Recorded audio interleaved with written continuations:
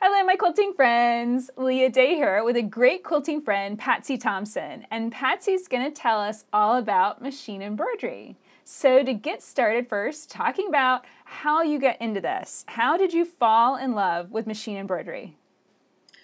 Well, it was actually Sarah Vedler's work. I don't know if you've seen her work, but to me, she's like the grandmama of machine embroidery applique.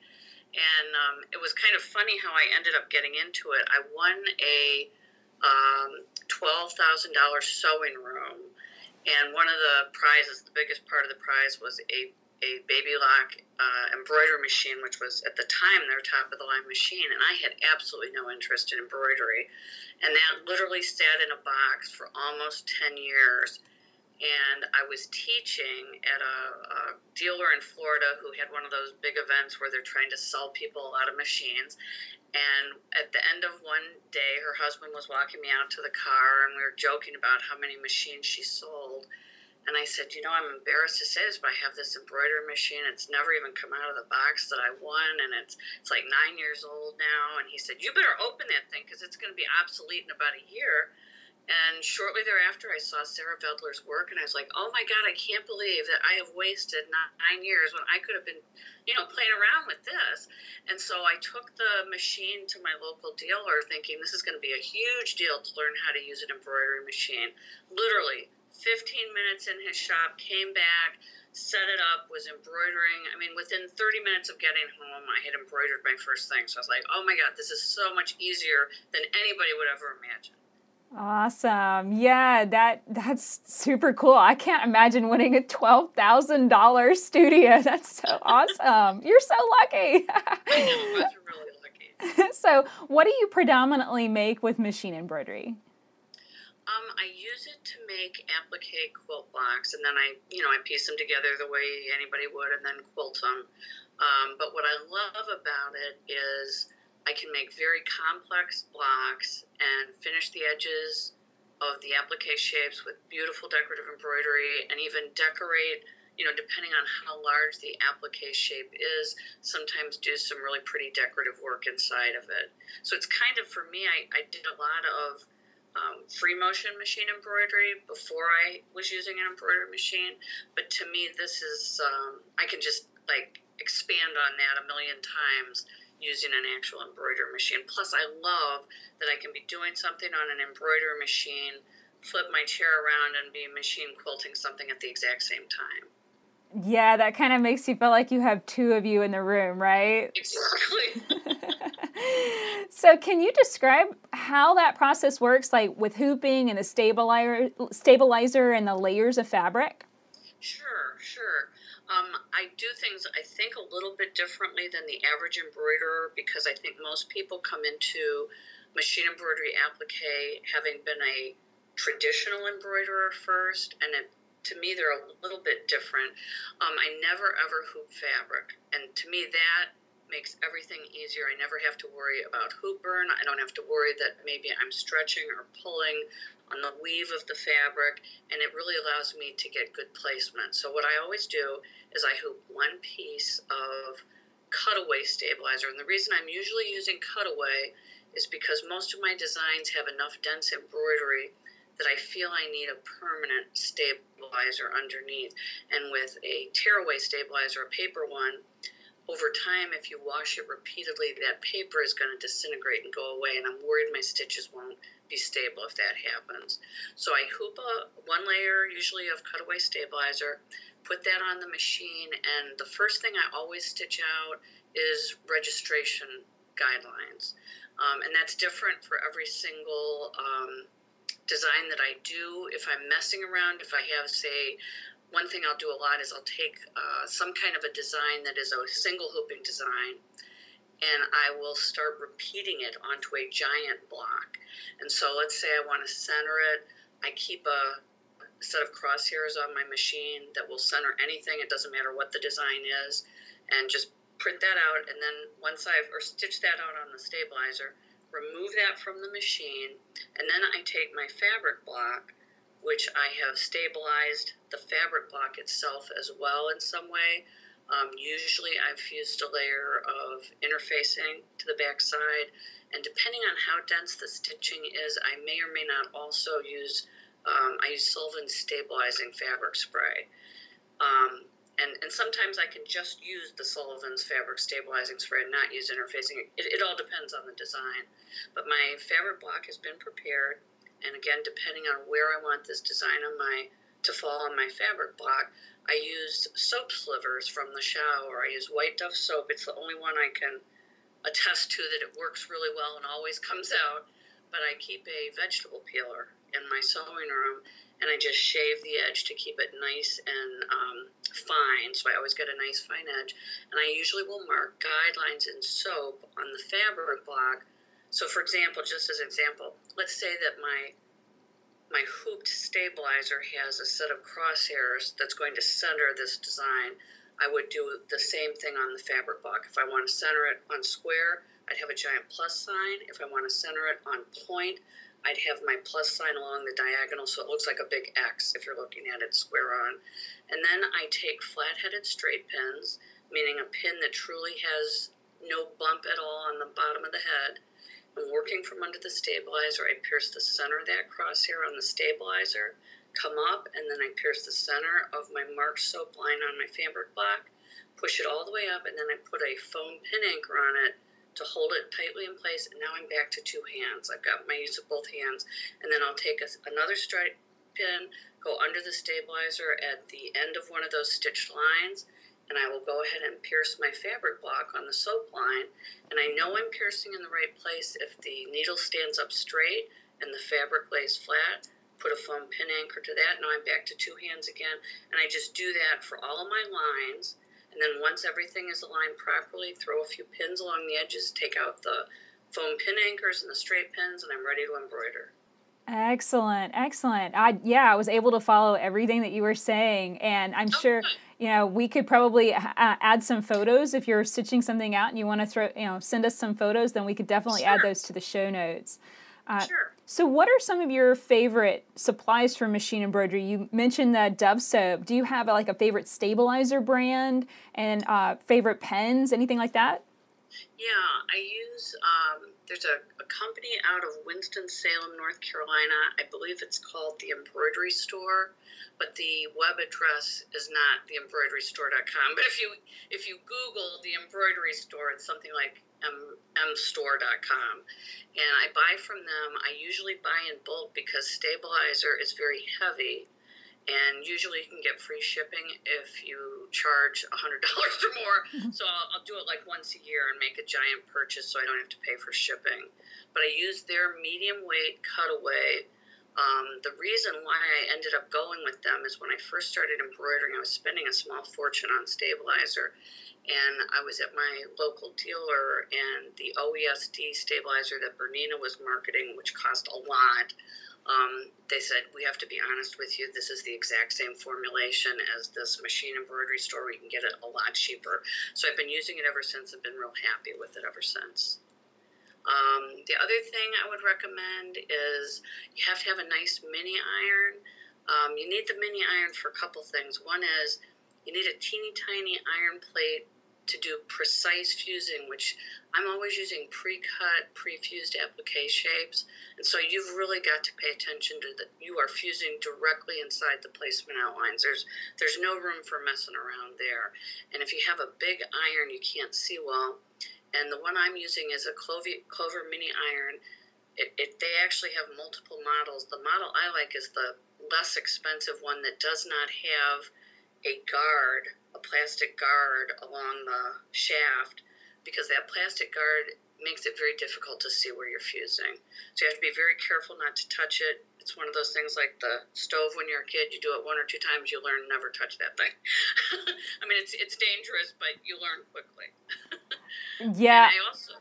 Oh, sorry, go on. Sorry, I have one with the guard, and I still managed to burn myself really badly with it. Yeah, no, I don't think the guard really protects you at all. Oh, okay.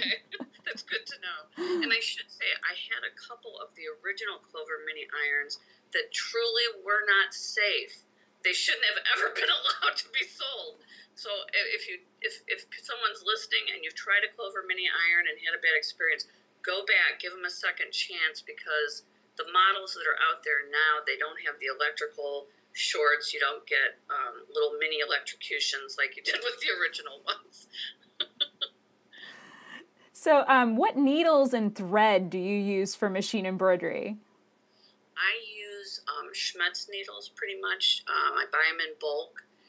Usually I'm using either the 75 or the 90 embroidery machine needles. Sometimes I'll do a Microtech sharp needle just because I have a lot of those around, and if I'm running low, I'll use that. And for thread, honestly, I don't really have a lot of thread loyalty to any one brand. I used many, many brands. If you said, what's the best thread company in the world, I really do believe it's Superior Threads, but I'll be very honest and say that I don't feel I need the very best thread in the world for every single thing I make. And just because other companies aren't the best in the world, I don't think it means their products are necessarily bad. So I use a lot of embroidery thread, a lot of rayon thread.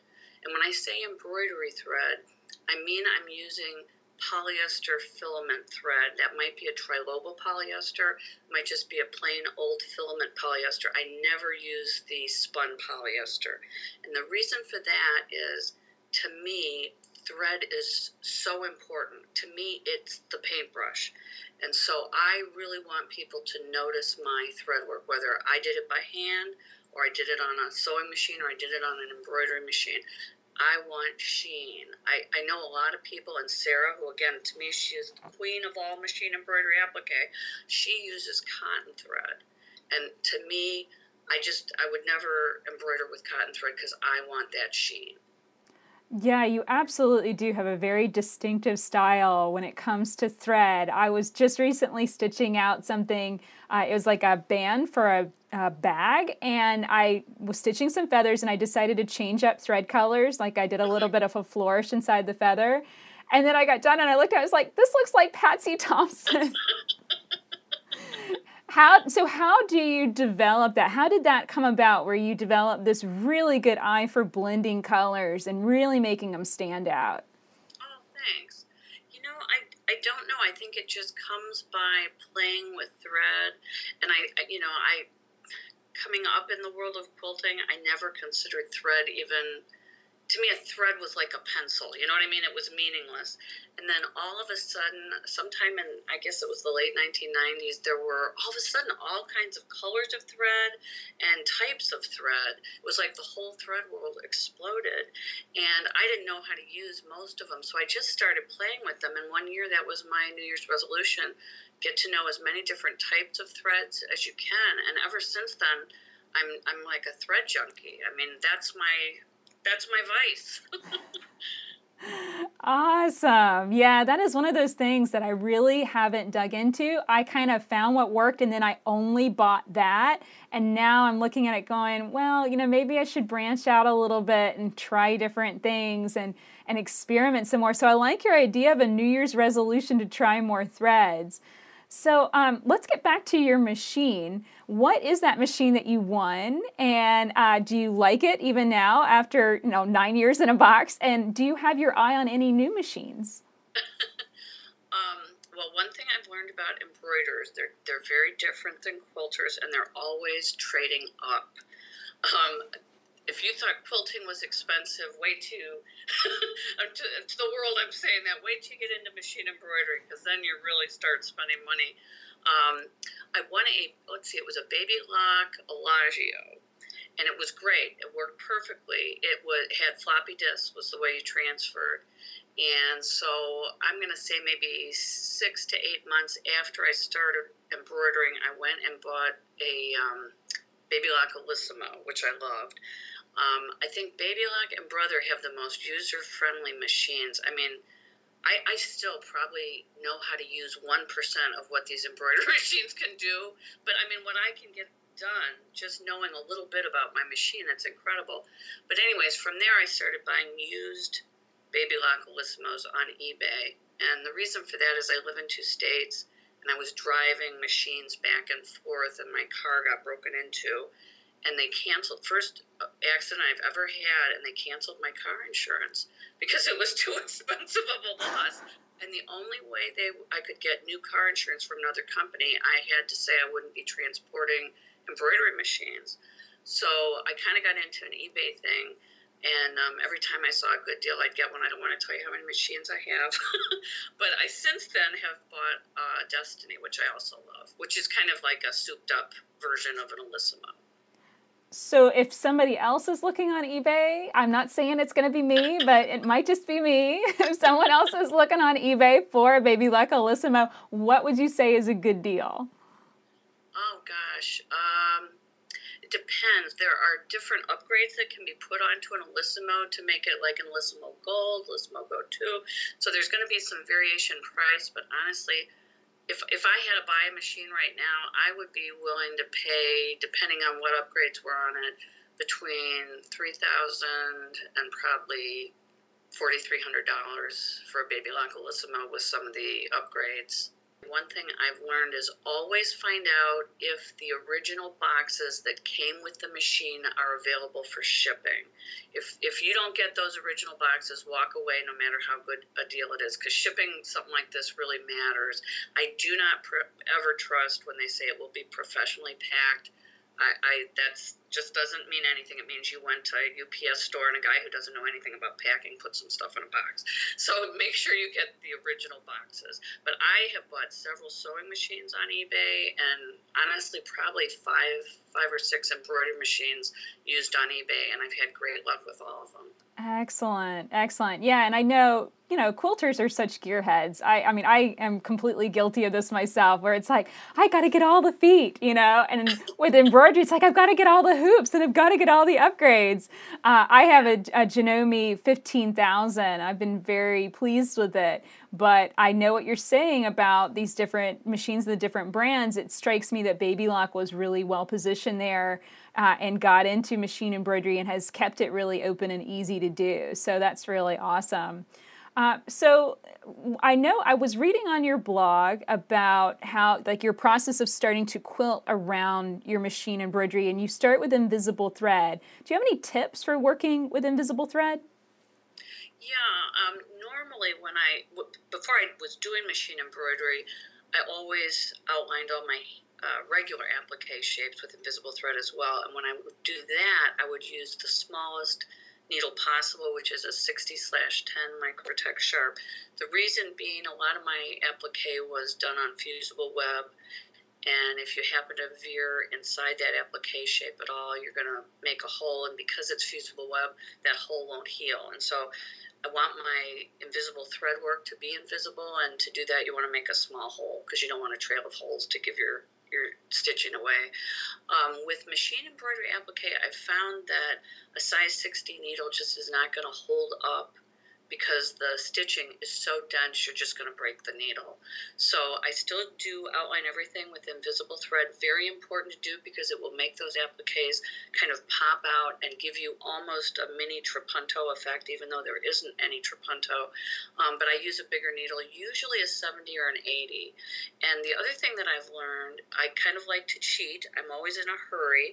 And so I like to sometimes deliberately veer into my edge finishing stitching, because it hides it better.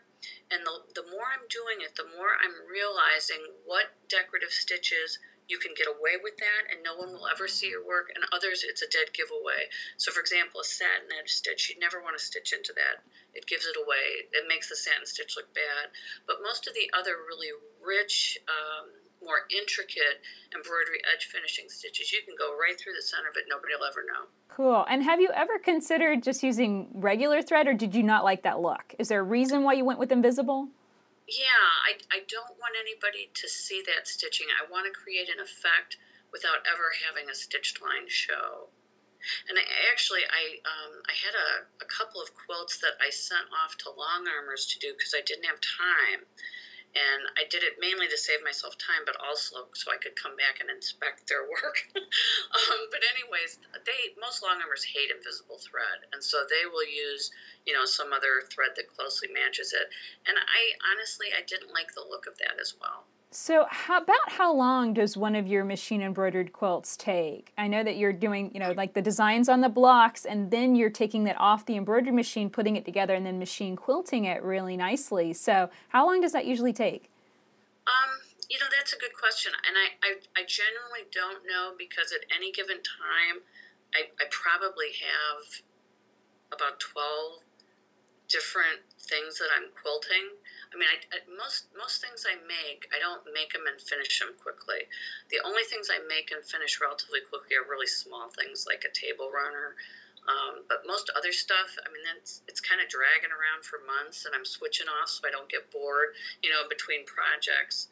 But I guess what I would call the stabilizing part of stitching, and by that I mean stitching the ditch and then encircling all the applique shapes with invisible thread, that's hours of work right there. So before I even can get to the fun part of the quilting, I've already usually invested at least, depending on how big the quilt is, probably a good 12 to 14 hours. Yeah, and let's back up a little bit. I remember you were saying that you mostly use pre-cut, pre-fused fabric for your appliques. What's that process of preparing your fabric before you machine embroider it? Do you use dies to cut them out? Yeah, usually cutting dies, that's my favorite way. If I don't have a die for the shape, then I will cut it on a silhouette cameo.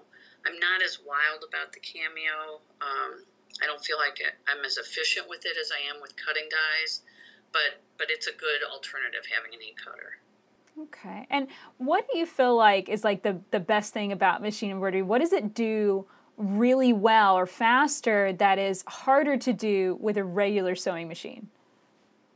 Oh boy.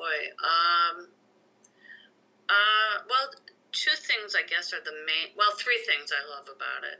One is it's very efficient in the sense that I can have multiple things going on at once. For example, I can have 2, 3 embroidery machines, each embroidering a block, and in between doing thread changes, I'm sitting at a sewing machine quilting. So I love that. The other thing I love is the richness of stitches. I just can't even come close to matching the beautiful stitches that an embroidery machine can do. Even if I use all the pre-programmed stitches on my sewing machine, I just don't have the breadth of decorative stitches that I do on an embroidery machine. And the other thing is I love, love, love the end product because it is so highly textured.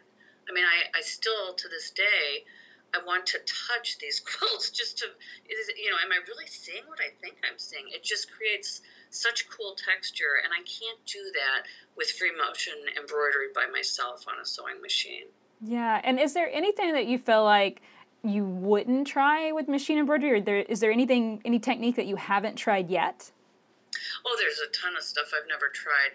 One thing I'm trying to get my nerve up to do is I love playing with different weights of threads, like with quilting and also with free motion machine embroidery on a sewing machine. And I'm pretty fearless with that, and I do have some really heavy rayon and polyester threads, like 12 weights. And I really am so curious to see what could I make with really super heavy thread on an embroidery machine, but I'm so scared I'm going to hurt the machine. I haven't gotten up the nerve to try yet. You need to buy yourself a really cheap one on eBay. Right. There you go. It'll be the sacrifice for the cause machine. Right. There you go. So I'm sure that other people are wondering, like, how do you make the actual embroidery designs? What's your process for that? Well, I'm very fortunate.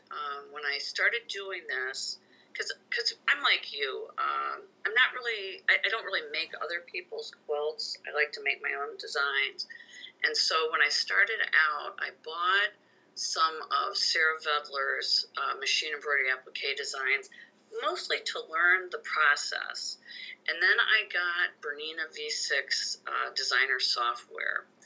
And I can do some basic digitizing, but in all honesty, I'm not that interested in learning how to do the digitizing myself. So I found a digitizer, and I have a system that works really well for us. What I'll do is I will design a quilt block, and when I say a quilt block, it might be a block that's 12 inches square. It might be it might be a block that's 60 inches by 60 inches. I mean, you make the block whatever it is you want. And then I will fuse everything in place the way I want it, take a photo of it, then I will write a list, I will scan all the shapes that are on it, and I will make a list of every single shape on that block and how I want the edge finish, what stitching I want. And if I have applique shapes that have internal designs, which I usually do, I will draw those internal designs. I'll cut the same shape out of paper, and I will draw the internal designs in pencil or pen. And then I will scan all of that, and I just email it to my digitizer. And my digitizer is a retired computer engineer, so he's very into precision. He knows how to embroider. He's really good at this. And he is the one that figures out these oddball multi-hoopings. I mean, I've got some blocks that are like 19 hoopings. I could never look at that and figure out, you know, how to do the registration to get from one hooping to the next. But he figures it all out for me, and then he sends it back. Honestly, most of the time, it's exactly the way I want it.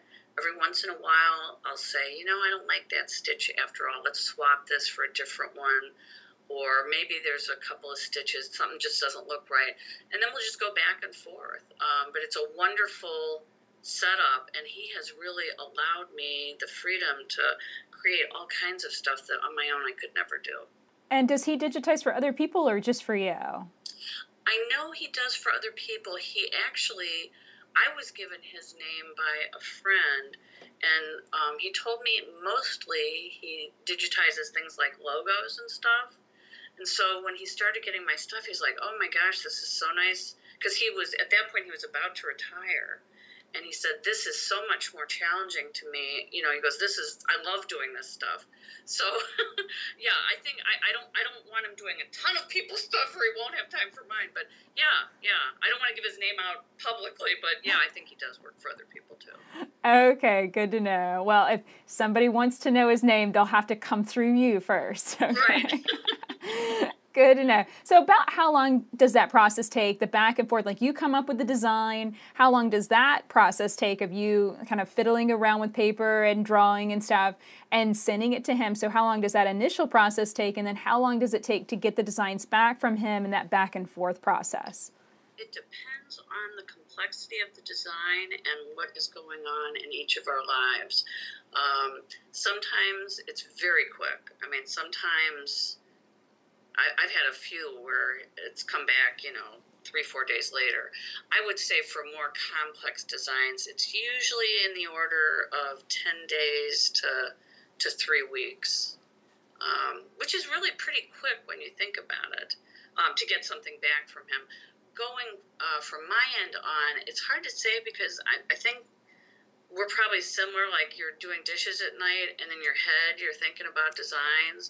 And so there's a lot of time that you've devoted to a design that it's hard to quantify how much time you spent on it, because a lot of the work happened while you were doing other stuff, and when you actually sit down to do it, you've already kind of made it up in your head. So it might be a few hours, it might be several days for me. Cool. And do you sell your embroidery designs? Yeah, I sell a lot of them on our website. I honestly hate writing instructions, and so that's where I get bogged down. So most of what I make, I don't sell just because I hate writing the instructions. But it's confusing unless you have instructions. People don't realize how easy it is unless they have some photos of in process, you know, how to move from one hooping to the next and all.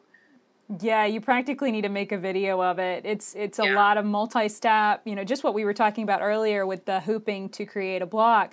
It's a very visual thing, and it's one of those things that can't necessarily just get a file and know instantly what to do with it. I've hit the same thing. I made some in the hoop designs, which are really, really fun. I mean, everything stitches out together in the hoop to make a change purse. But I bogged down with it. I mean, I made this thing 2 years ago, but writing the instructions is what stopped me from launching it. So I completely know what you're talking about there. So we talked about this whenever we were emailing back and forth and kind of coming up with this episode. that there are a lot of misconceptions about machine embroidery, and I really want to talk to you about this because I feel the same way. When I got into quilting, I saw machine embroidery and I didn't understand it, and I kind of thought it was cheating, but it wasn't until I got into it myself that I realized, wow, this isn't cheating. This is its own unique, fun thing. So how do you respond to that when you hear that kind of thing? And then what's your kind of opinion about all of it? I could not agree with you more. That's exactly how I felt about it. I thought, oh, they're just pushing a couple of buttons. And it is so much more than that. For one thing, it borrows from all of the skills and the fun of regular quilting. You know, if you're doing hand applique, you're choosing, okay, this is my background fabric. These are all the different fabrics that I'm going to use for the applique pieces. You have to make all those same decisions about contrast and value and all that. But then you add on top of that, now thread is literally your paintbrush too. And the thread work is going to add so much that your decisions about thread color, thread sheen, they now are important kinds of decisions. So there's really an extra layer of decision making, because there are times when I want my thread work largely to be very subtly noticed, for example, maybe on the edge stitching of something, but when I'm doing the decorative stitching inside of an applique, I want to make darn sure you see it, so I'm probably going to pick a much higher contrast thread. So there's a lot of thought in that, and it is a bit different than traditional embroidery in that the thread colors that come to you with a machine embroidery applique file have no meaning, because you are choosing thread colors depending on the fabrics that you're working with. So you are, in essence, the designer here. You're making a lot of choices. Absolutely. And, you know, I think that, you know, with anything, you can kind of have that idea of it, but until you actually do it yourself or really see it stitched out, you just really don't know, you know, that as far as the whole cheating thing, you know, like, oh, that's not as tough, or that's not as technically or creatively challenging as, you know, regular applique or something like that. And I really hope that that perception starts to change. But I think that the main reason for it is the expense of the machines, and that's really what kind of turned me off from it for many, many years, is I just never could afford to buy an embroidery machine. So I know that you teach machine quilting. Do you also teach machine embroidery as well? Yeah, I teach both, but I have to say that I probably, for every machine embroidery applique class I probably teach about 6 machine quilting classes. And I love them both, and I love teaching them both. I wish more quilters understood what they could do with machine embroidery applique. When I'm in classes for machine quilting, there are always many people who own embroidery machines who are using them for traditional embroidery, but they don't realize the gold mine that they have in their sewing room. They just don't realize the incredible stuff they could be making if they just got into this. And, you know, once you do one block, I feel like there's a learning curve. You got to do one block, and all of a sudden it's like, oh my God, this is my new addiction. And that's exactly what it is, because there's just nothing like it. Yeah. Have you ever considered doing like a machine embroidery quilt along or something to kind of get people into it and using their machines for this kind of stuff? You know, that's not a bad idea. I've never sponsored a quilt along, so I don't know how to do it. But yeah, that's probably a good idea. Oh, get ready. January 1st. That's the day you should launch it. There you go. Oh, I've been doing quilt-alongs, you know, since 2012, and it's such an interesting way of connecting with people online if that's where you want to connect with people. But it sounds like you have so much that you're doing. You're traveling and teaching. You also, you know, do all this machine embroidery stuff, and you blog quite a lot. And then you're also a physician, a doctor too, right? Right. There's a lot going on. So how do you balance all of that? I guess I work to always make sure I can have some time in my sewing room. I feel like that's my me time. That means more to me probably than time I spend doing anything else. So as busy as things get, I always try to preserve some of that for me. And I just I don't know, when I get that time, I use it as efficiently as I can. That's why I really appreciate that you can be working on multiple quilt blocks at once and machine quilting at the same time. So here's the last question. Going forward, what are you looking forward to? In the next 5 to 10 years, what is really making you excited about the future? Oh, golly. I keep having it in my head that all of a sudden I'm going to have a ton of time that I can spend in my sewing room. I know that sounds ridiculous, but that's really for about the last 15 years. I keep thinking in a couple of years I'm going to structure my life so that I really have a ton of time to sew. But even if I don't get more time than I have now, I love what I'm doing now. If I could just even keep doing all the machine embroidery applique, all the machine quilting that I'm doing now, I would be very, very happy. I'm currently on this ruler work adventure, trying to learn as much as I can about it. I am head over heels in love with ruler work, and combining that and the machine embroidery applique. I mean, that to me is very exciting. I could spend decades on that. Excellent. Well, I'll have to have you back on to talk about ruler work in a little while. I'm getting into it too, so that'll be really exciting. I'd love to. So thank you so much for coming on, Patsy. Just to let everybody know, how can they connect with you online, your Facebook, Instagram, website, all of that good stuff? My website is patsythompsondesigns.com, and there's a clickable link there for my blog where I really do try to post in-process photos and descriptions of what I'm making. I've learned so much from other people's blogs, so I'm trying to contribute so people feel it's worth their time to come to mine.